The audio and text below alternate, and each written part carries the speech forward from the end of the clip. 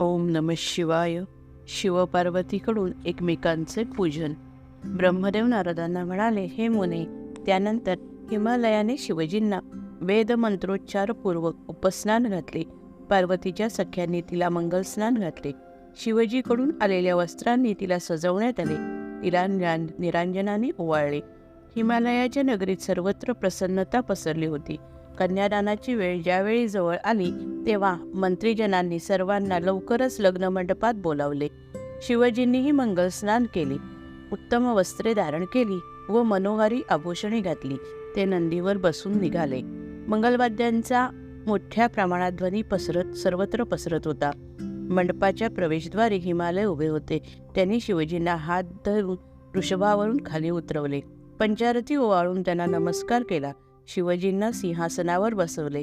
मधुपर्क पूजनादी सर्व मंगलविधी संपन्न केला.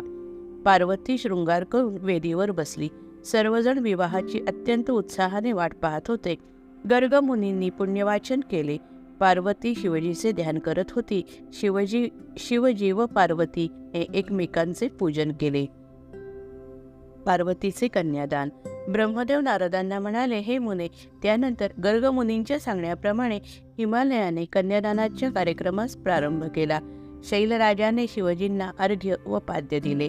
चंदन, वस्त्रे, आभूषणे देऊन त्यांची पूजा केली. ब्राह्मणांनी तिथी, वार व देश इत्यादींचा उच्चार करून कन्यादानाचा संकल्प करवून घेतला. शिवजींना नाव, कुळ, गोत्र, वंश, वेद व शाखा याचा परिचय विचारला. तेव्हा तू सांगितलेस की शिवजीचे कुळ गोत्र समजणे ब्रह्मा विष्णू यांनाही शक्य नाही. ते प्रकृतीच्या पलीकडचे आहेत. ते निर्विकार आहेत. ते स्वयंभू आहेत. ते निर्गुण असून सगुण होतात. तुझे उद्गार ऐकून हिमालय व मेनेने पार्वतीचे विधीपूर्वक कन्यादान केले. तो म्हणाला, माझी कन्या तुला देत आहोत. हिचा पत्नी म्हणून स्वीकार कर. पार्वतीचा हात शिवजींच्या हाती दिला. शिवजींनी पार्वतीचा भार्या म्हणून स्वीकार केला. हिमालयाने शिवजींना अनेक भेटवस्तू दिल्या. सर्वजण हा आनंददायी सोहळा पाहत होते. सर्वांच्या डोळ्याचे पारणे फिटले. ब्रह्मदेवाचा मोह व शिवजींचा क्रोध. ब्रह्मदेव नारदांना म्हणाले, हे मुने, त्यानंतर माझ्या सांगण्यावरून शिवजींनी ब्राह्मणांचे हस्ते अग्नीची स्थापना केली. पार्वतीला जवळ बसून वेदमंत्रांनी आहुती दिली. ओंजळवर लायांचे हवन करून दोघांनी अग्नीला शास्त्रविधीपूर्वक प्रदक्षिणा घातली. शिवजीच्या मायेने मला मोहित केले. अग्नीला प्रदक्षिणा घालताना मला शिवजींचे चरण दिसले. त्यामुळे मी कामभावनेने पीडित झालो. अति उत्तेजनामुळे माझे रेतस्खलित झाले. त्यामुळे माझी मलाच लज्जा वाटू लागली. शंकरांनी हा प्रकार जाणला व ते मला मारण्यासाठी सरसावले. मी अतिशय घाबरलो. यावेळी विष्णूंनी त्यांची स्तुती केली. तसेच सर्व देवांनी स्तुती करण्यास प्रारंभ केला. हे महादेवा, तुम्ही विश्वव्यापक परमात्मा आहात. तू सर्व भूतमात्रांच्या ठायी आत्मरूपाने स्थित आहात. तुमच्यामुळे उत्पत्ती, स्थिती व लय होतो. तुम्ही भक्तवत्सल आहात. संपूर्ण विश्वाचे तुम्ही अधिष्ठान आहात. ब्रह्मजींकडून जी चूक घडली त्याला आपण क्षमा करावी. हे ऐकून शिवजींचा क्रोध शांत झाला. विवाहानंतरचे भोजन. ब्रह्मदेव नारदांना म्हणाले, हे मुने, शिवजींच्या आज्ञेने शिवपार्वतीच्या विवाहातील शेषविधी प्रसन्नतेने पूर्ण केला. प्रारंभी दोघांच्या मस्तकावर अभिषेक घालण्यात आला. पार्वतीच्या मस्तकावर सौभाग्याचे प्रतीक म्हणून सिंदूर लावण्यात आला. त्यामुळे ती शोभून दिसत होती. विवाहाचे सर्व कार्य शास्त्राप्रमाणे संपन्न झाले. विवाहानंतर सर्वांना दाने देण्यात आली. भोजनानंतर सर्वांना मुद्रा देण्यात आल्या. सर्वांचे भोजन संपन्न झाले. एकमेकांना घास भरवण्यात आले. शिवपार्वतीला एकमेकांना घास भरवण्यास सांगितले. अरुंधती म्हणाली, मेना, आपणास पार्वती देण्यास तयार नव्हती, परंतु मीच तिला तयार केले. त्यामुळे हा विवाह सोहळा संपन्न झाला. आता पार्वतीला तुम्ही नीट सांभाळा. शंकर पार्वती भोजन करत असलेले पाहून सर्वांना आनंद झाला. कामदेवांना जीवनदान लाभले. ब्रह्मदेव नारदाला म्हणाले, हे मुने, लग्न समारंभातील सर्व विधी उत्तम तऱ्हेने संपन्न झाले. त्यावेळी दिव्य स्त्रियांबरोबर रती देखील तेथे आली होती. तिने शिवजींना वंदन केले आणि ती म्हणाली, शिवजी, आपला विवाह झाला आहे. पार्वती आपली पत्नी झाली आहे. तुमच्या दोघांच्या पुत्राकडून तारकासुराचा वध व्हावा म्हणून कामदेवांनी बाण मारले. त्यांचा स्वतःचा काही स्वार्थ नव्हता, तर मग तुम्ही त्यांना का बरे भस्मसात केले? देवा, आता तुमच्या मनात कामविचार निर्माण होण्याकरता कामदेवांना जिवंत करावे. त्यामुळे माझ्या वियोगाचे दुःखही नाहीसे होऊन जाईल. विवाहात सर्वांच्या बरोबर आपले पती होते, परंतु मी मात्र एकटीच वावरत होते. मी एकटीच आहे. पतीशिवाय जीवन हे दुःखी आहे. तुम्ही करुणासागर आहात, तरी माझे दुःख दूर करा. तुमच्याशिवाय माझे दुःख कोणीच दूर करू शकत नाही. माझ्यावर कृपेचा वर्षाव करून माझे मनोरथ पूर्ण करावे, ही नम्र प्रार्थना. कामदेव जिवंत झाले तरच तुमचा व पार्वतीचा विवाह हा खऱ्या अर्थी सफल होईल. तरी माझी विनंती आहे की माझ्या पतीला जिवंत करा. रतीने आपल्या पदरात कामदेवाची राख बांधून ठेवली होती. ती गाठ सोडून राख शंकरजींच्या समोर ठेवली व ती रडू लागली. इतर स्त्रियांनी तिचा विलाप पाहिला आणि त्यांनीही कामदेवाला जिवंत करण्याची शिवजींना विनंती केली. सर्वांनी केलेली अंतःकरणापासूनची विनंती ऐकून शिवजी प्रसन्न झाले. त्यांनी रतीचे दुःख दूर करण्याचे ठरवले. कामदेवाच्या राखेत शिवजींनी दृष्टी टाकली आणि त्यामुळे कामदेव पुन्हा जिवंत झाले, मूळच्या स्वरूपात आले. आपले पती जिवंत झालेले पाहून रतीला फारच आनंद झाला. कामदेवांनी शिवजींना नमस्कार केला व ते म्हणाले, माझ्या पूर्वीच्या अपराधाबद्दल आपण मला क्षमा करावी. माझ्याकडून तुमची सेवा भक्ती घडावी. तुमच्या परिवाराचे आशीर्वाद माझ्यावर असावेत, एवढीच इच्छा आहे. शिवजींनी तथास्तु म्हणून आशीर्वाद दिला. वरपक्षातील मंडळींचा सत्कार आणि भोजन. ब्रह्मदेव नारदांना म्हणाले, हे मुने, विवाहविधी उत्तम प्रकारे संपन्न झाल्यावर हिमालयाने वरपक्षातील मंडळींसाठी भोजनाचा खास कार्यक्रम आयोजित केला होता. भव्य मंडप सजवून भोजन करावयाचे होते.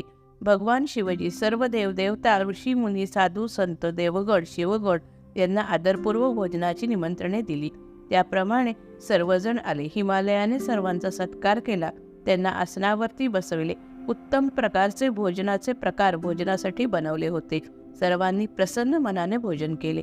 आदराने व आग्रहाने सर्वांना विचारून पदार्थ वाटण्यात येत होते. पानामध्ये कोणीही पदार्थ टाकला नाही. मेनेच्या विनंतीवरून व साध्वी स्त्रियांच्या सांगण्याप्रमाणे शिवजींना तेथेच राहण्याची विनंती केली. रत्नजडित सिंहासन केले होते. हजारो प्रकाश दिवे लावण्यात आले होते. मोत्यांच्या मण्यांच्या झालरी लावण्यात आल्या होत्या. हा मंडप विश्वकर्म्याने बनवलेला होता. भिंतीवर अतिशय सुंदर अशी चित्रे चितारण्यात आली होती. दुसऱ्या दिवशी शिवजींनी लोकोच्चाराला अनुसरून सर्वांना नमस्कार केला. वेदमंत्रांच्या घोषाने परिसर पवित्र झाला होता. मेनेचा प्रेमाश्रूने पार्वतीला निरोप. ब्रह्मदेव नारदांना म्हणाले, हे मुने, शिवजी व आम्ही सर्वजण आता कैलासावर जाण्यासाठी विचारविनिमय करू लागलो. हिमालय मंगल स्नान करून पुन्हा शिवजींच्या कडे आले व म्हणाले, असा शुभंकर प्रसंग पुन्हा कसा येईल? आपल्याबरोबर सर्व देवदेवता आहेत, तरी आपण काही दिवस येथे राहावे. सर्व देवांनीही हिमालयाची स्तुती केली. शंकरजींनी काही दिवस तेथे राहण्याचा विचार मान्य केला. कालचक्र सातत्याने फिरत असते. अखेर शिवजी कैलासावर जाण्यास निघाले. मेनाचे डोळे भरून आले. तिने पार्वतीला आपल्या हृदयाशी धरले. दोघींच्या डोळ्यातून प्रेमाश्रू ओघळू लागले. मेना म्हणाली, भगवान पार्वतीची काही चूक झाली तर आपण समजून घ्या. जन्मोजन्मी ती आपलीच सेवा करत आली आहे. यानंतरही ती सदैव आपल्याबरोबर राहणार आहे. पार्वतीला पतिव्रता धर्माचा उपदेश. ब्रह्मदेव नारदांना म्हणाले, हे मुने, एका ब्राह्मण साध्वीला बोलवून पार्वतीला पतिव्रतेचा धर्म समजावून सांगावा अशी विनंती केली. त्याप्रमाणे ब्राह्मणी म्हणाली, पतिव्रता स्त्री ही सर्वात धन्य होय. जगात कोणतीही स्त्री पूज्य नाही. पतिव्रतेच्या प्रभावाने सर्व प्रकारच्या पापांचा नाश होतो. जी स्त्री आपल्या पतीला परमेश्वर मानून जीवन जगत असते, तिच्या पिढ्यानपिढ्याचा उद्धार होत असतो. माहेर व सासर दोन्हींचा उद्धार होतो.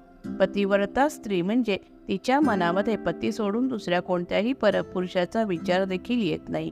वरून आपण कितीही चांगले वागलो आणि आतून परपुरुषाचा विचार येत असेल तर जन्मोजन्मी त्याचे पाप भोगावे लागते. हे पार्वती, तू सावित्रीचा आदर्श डोळ्यासमोर ठेवून जीवन जग.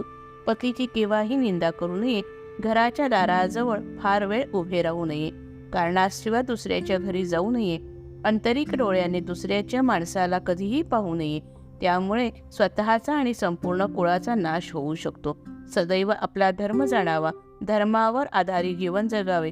पतिव्रता स्त्रीने सौभाग्याची चिन्हे धारण करावीत, त्यामुळे पतीचे आयुष्य वाढते. प्रपंच करताना नकारात्मक सारखे बोलू नये.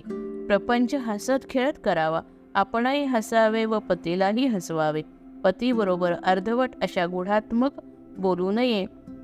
पतीबरोबर अर्धवट अथवा गुढात्मक बोलू नये. पती जसा देव आहे तशी पत्नीही देवता आहे.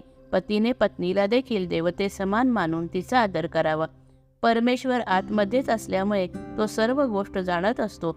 आतल्या परमेश्वराला जाणून ती पतिव्रता स्त्री धर्माने वागत असते. तिचे पाय जिथे जिथे लागतात ती पवित्र बनते. तिने स्पर्श केलेले पाणी देखील तीर्थ बनते. पती हा प्रणव आहे आणि पत्नी ही वेदश्रुती आहे. पती हा तप आहे आणि पत्नी ही क्षमा आहे. पती हा फल आहे तर पत्नी ही सत्कर्म आहे. शुद्ध अंतःकरणाचे पती खरोखर धन्य होय. पार्वती, तुला पतिव्रतेचा धर्म सांगितला. स्वप्नात देखील परपुरुषाचा विचार आणू नको, एवढे सांगून त्या ब्राह्मणीने पतिव्रता पार्वतीला मनोभावे नमस्कार केला. जय जय रघुवीर समर्थ.